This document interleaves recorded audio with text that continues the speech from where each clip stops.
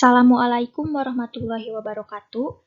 Sebelumnya, mohon izin Ibu dan teman-teman, kami dari kelompok 3 akan mempresentasikan materi mengenai proses berpikir desain. Sebelumnya, perkenalkan anggota dari kelompok 3. Ada Vina Nurul Ramadanti, Ihsan Budi Pratama, dan saya sendiri Lala Khadijah. Langsung saja ke pematerian yang pertama.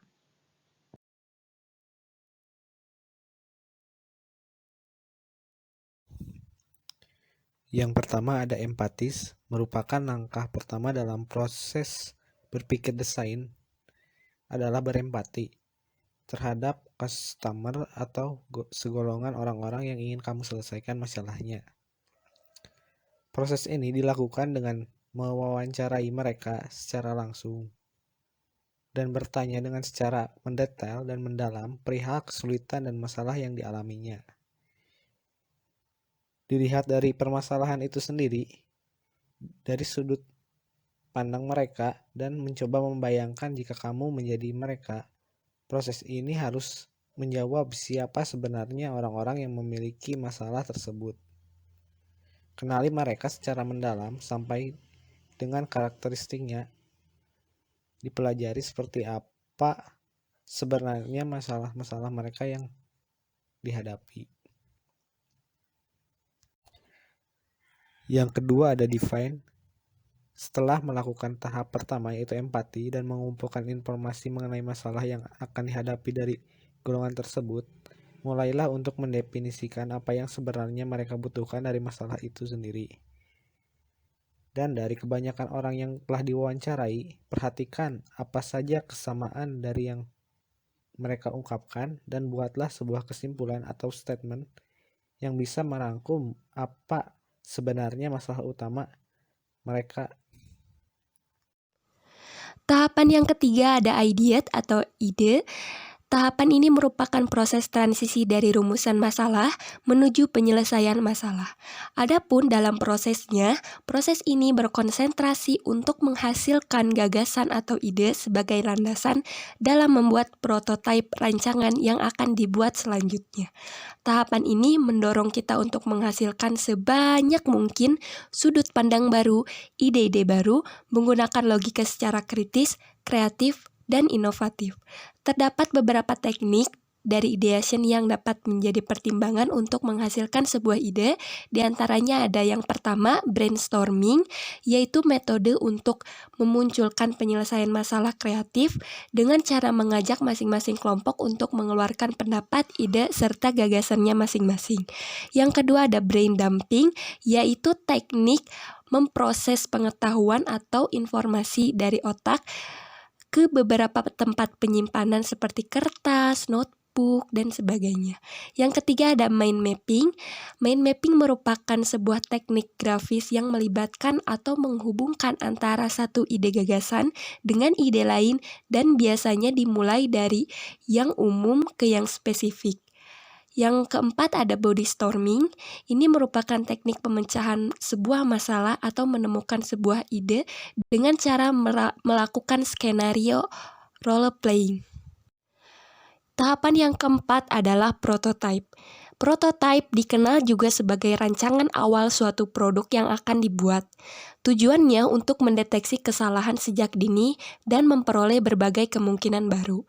Dalam penerapannya, rancangan awal yang dibuat akan diuji cobakan terlebih dahulu kepada para pengguna untuk memperoleh respon dan feedback yang sesuai untuk menyempurnakan rancangan. Nah, kemudian terakhir ada tahap tes atau uji coba. Nah, tes atau pengujian itu dilakukan untuk mengumpulkan berbagai feedback atau umpan balik dari pengguna dari berbagai rancangan akhir yang telah dirumuskan dalam proses prototipe sebelumnya. Proses ini merupakan tahap akhir, namun bersifat life cycle, yang artinya memungkinkan perulangan dan kembali pada tahap perancangan sebelumnya apabila terdapat kesalahan. Aturan-aturan dasar dalam proses berpikir desain.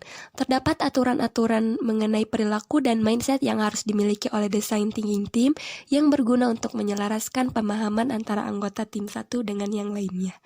Lee pada tahun 2016 dalam bukunya yang berjudul Metode Design Thinking untuk Inovasi Bisnis menyebutkan bahwa ada beberapa mindset dan perilaku yang harus dimiliki oleh design thinking team, yaitu sebagai berikut. Yang pertama ada heart-on. Pendekatan ini mengenai bagaimana menggunakan emosi untuk mewujudkan gagasan dan pemikiran. Beberapa kemampuan dan keterampilan yang harus dimiliki dalam pendekatan ini adalah empati, ada kemampuan beradaptasi, keberanian, ketahanan emosi, dan juga keterbukaan pikiran. Yang kedua ada head-on.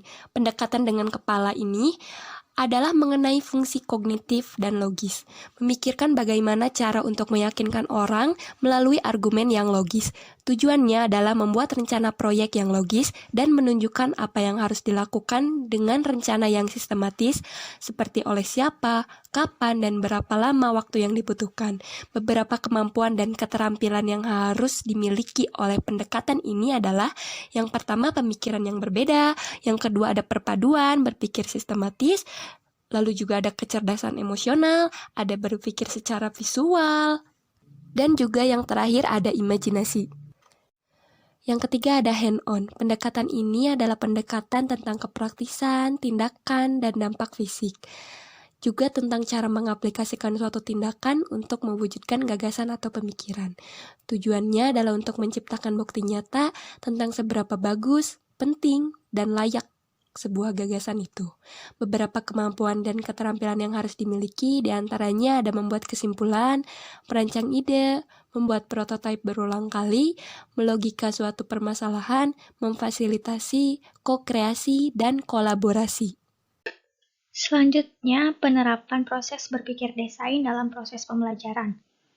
Nah, dalam menerapkan design thinking dalam proses pembelajaran ini dapat menggunakan metode project-based learning dengan langkah-langkah yang dapat diuraikan sebagai berikut. Yang pertama ada discovery, yaitu guru memberikan tantangan kepada siswa dalam bentuk sebuah permasalahan.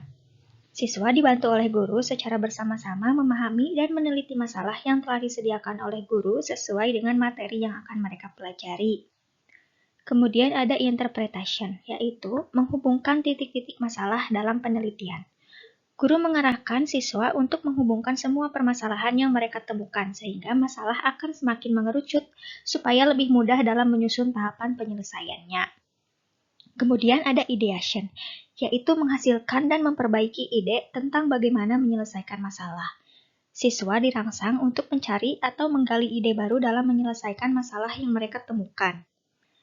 Kemudian ada experimentation, yaitu menguji ide-ide siswa, berkolaborasi dengan orang lain, dan mendapatkan umpan balik. Di sini, siswa melakukan percobaan untuk menguji ide mereka. Dalam melakukan langkah ini, diharapkan siswa saling berkolaborasi satu sama lain sehingga komunikasi antar mereka dapat berjalan dengan baik. Dan yang terakhir, ada evolution, yaitu menarik kesimpulan dan mengembangkan ide-ide siswa. Pada tahapan ini, siswa akan menarik kesimpulan dari semua tahapan yang telah mereka lakukan, dan di tahap ini juga, siswa diharapkan dapat mempresentasikan ide-ide baru yang telah mereka dapatkan kepada teman-temannya, sehingga dalam kelas akan terdapat beberapa ide baru yang akan siswa kembangkan. Baik, sekian materi yang telah kami sampaikan. Untuk sesi tanya-jawab akan dilakukan di spot. Terima kasih atas perhatiannya, mohon maaf atas segala kesalahan. Wabillahi taufiq wal hidayah. Wassalamualaikum warahmatullahi wabarakatuh.